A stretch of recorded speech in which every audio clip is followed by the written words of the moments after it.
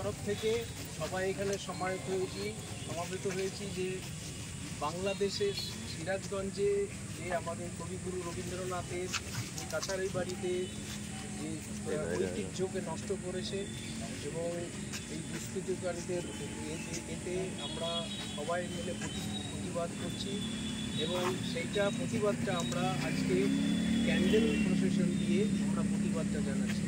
এর আগেও আমরা প্রতিবাদ পহেলগাঁওয়ের ব্যাপারেও আমরা সব একসঙ্গে মিলে বিশ্বভারতীর তরফ থেকে করেছি এবং এইসব রবীন্দ্রনাথ ঠাকুরের যে আমাদের কবিগুরুর যে কোনো ঐতিহ্য আমরা কখনোই এইভাবে নষ্ট হতে দেব না।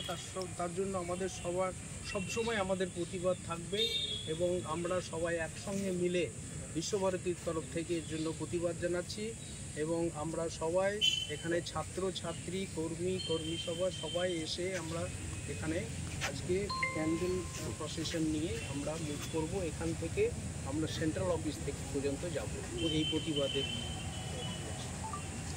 এটাই আজকে আমাদের